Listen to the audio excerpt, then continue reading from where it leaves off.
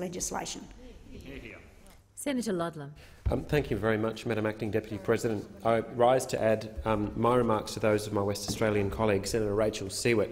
The Australian Greens have a proud record that stretches now across 2 decades of standing up for protection of the environment, whether that be big picture issues like marine conservation, climate change, nuclear issues and protection of destruction of country from uranium mining, or much more backyard, localised issues, groups that just step up to protect a beloved area of urban bushland. What I want to do, by way of context, to add to the remarks of Senator Siewert, is start with the big picture and then bring it home to 2 parts of my hometown that are very precious to me and to many others. Why would you even have national environmental law? And for anybody following this, I want to acknowledge the extraordinary work that my colleague Senator Waters has undertaken, first as an environmental lawyer and campaigner with EDO, and then the expertise that she's brought into this place. There wouldn't be too many people in this building who know more about the history and purpose of national environmental law than Senator Waters.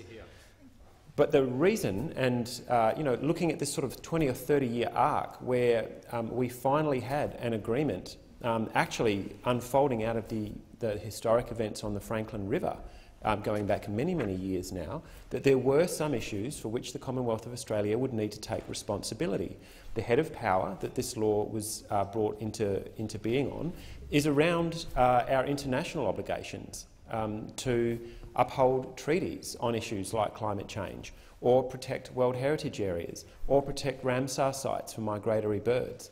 And that, I think, was actually a profound step change in thinking in this country, that there are some issues that the national parliament, even though it might be 3,000 or 4,000 kilometres from the impact area of whatever's being considered, should take a strong role. That is why, for example, if you've got a multinational corporation proposing to blast uranium out of Kakadu National Park and sell it to the Russian government, that wouldn't be let— here, says Senator Bernardi. That maybe shouldn't be left, that decision shouldn't be left to the Northern Territory Mines Department, that there's bigger issues at play. We are living through what is being termed the Holocene extinction, the 6th major extinction in the history of life on this planet. Going back through the geological record, which is indistinct, obviously, the further back you go, depending on how you read the numbers, it is difficult. Could you please ask Senator Bernardi to just shut the hell up for a little bit while I speak? That would be greatly appreciated. Order. Thank you, Chair. Senator Bernardi's comments were not that interruptive, given the standard of some of the debate in this place. Senator Ludlam, please continue with your remarks. Thanks. Senator Ludlam, if you can take a seat. Senator Bernardi. Senator Ludlam's comments then were entirely unparliamentary, and I'd ask you to request that he withdraw them. Senator Ludlam, I ask you in the interest of the chamber for the withdrawal of the comments that have caused offence to Senator Bernardi. Oh, you petal! I'm deeply upset that I've caused offence to Senator Bernardi. Just simply withdraw, Senator Ludlam. Yeah, I'll withdraw those comments, Chair, and because time is short. Continue with your remarks. Thank you. Madam Acting Deputy President. So, in this context of a mass extinction event that is unfolding around the world, and the way that scientists identify such a thing, E.O. Wilson in 2002 calculated that at the current rate of human disruption of the biosphere continues, 1/2 of Earth's higher life forms will be extinct by 2100. Now, this is obviously a very live area in Earth system science and biology, but nonetheless, this is the context in which the Australian Greens frame this debate in this place. That it is not an issue that we are alone in Australia in needing to grapple with and confront, but these are issues that are global in scope and have been unfolding for decades.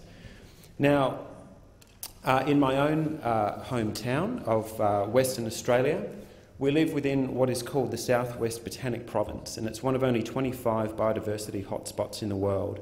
The definition to qualify as a biodiversity hotspot globally and internationally is you need to be acknowledged as a significant reservoir of biodiversity, at least 1,500 endemic species, so species of plant life and animal life that don't exist anywhere else, and need to have lost at least 70% of its primary vegetation. And so, of course, the Perth metropolitan area is one of those places. Impacts just from bulldozing and clearing for suburban expansion of one of the lowest density and most car-dependent cities in the world.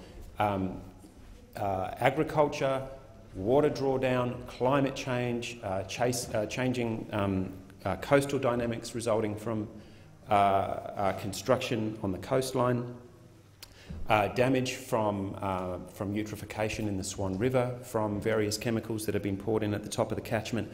All of these things, but land clearing in particular, leading to an extraordinary extinction cascade on the Swan coastal plain. And Perth being the only city in the world based in a natural landscape dominated by Banksia woodland, we call it a place that's too precious to lose. It's a place that is very precious to Western Australians and to those who live there. Now, as Senator Siewert quite rightly pointed out, why would you hand back these decision-making powers on individual clearing proposals, just to come to two quick examples, when the state is the proponent, when they're proposing it? You're asking these people to regulate themselves. They're out there demanding that this happen, that this land clearing occur and that these developments go ahead, and then expecting the EPA to come out with some backbone and actually say no is extremely unlikely. And that's why environmental campaigners in Perth know the EPA for the acronym Every Project Approved. It's not strictly correct, actually. When you go back and look at the record of the EPA, every now and again they do knock one back and then are promptly overridden by the state government. That's happened a couple of times, including on Barrow Island, where Gorgon proposes and is now undertaking a process of smothering hectares and hectares of that landscape with concrete for the Gorgon gas development. The two examples that are very close to home, where the state government is a proponent of a project that then Mr Abbott thinks they'd be perfectly qualified to assess themselves. One is Point Perrin, a legally questionable and deeply unpopular land grab by Cedar Woods and Landcorp that proposes to flatten nearly 70 hectares of urban bushland. There'll be dredging impacts, there'll be seagrass impacts in Coburn Sound, and the decision is before the Commonwealth Minister as we speak, because federally listed species are potentially impacted, nearly 30 migratory birds, a very rare form of freshwater lake and a community of thrombolites, very, very ancient communities in that freshwater lake. It's one of the oldest living species on the planet. And so these are legitimate issues of national environmental concern. That's why the Act was drafted, so that the Commonwealth could take an interest in such matters. And so it's extraordinary to see today the Coalition lining up to hand those powers back to the very same authorities that are proposing it occur in the first place. The second one, another area, another part of town that's very close to my heart, the Roe Highway extension. Again, it's a state government proposal. They have come up with it. The land is vested in the Main Roads Department until we can get it off the planning scheme. They're proposing to blow, at last estimate, nearly $900 million. It'll be the most expensive segment of freeway that's ever been built in Western Australia, for no purpose, because the Fremantle Eastern Bypass no longer exists, so it's a freeway to nowhere, and the state is the proponent.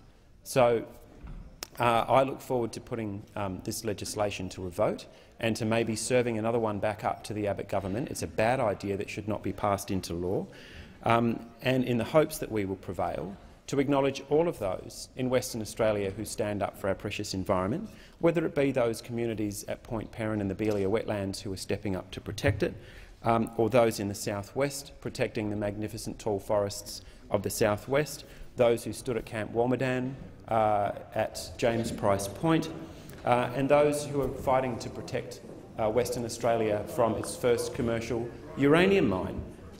The nuclear trigger, no matter what you might think of the handback of powers, it was a black and white commitment made before the election by the Abbott opposition that the nuclear trigger would stay in Commonwealth hands. And now that's been washed out into the rest of this legislation as well. Fundamentally untrustworthy and misguided decision-making.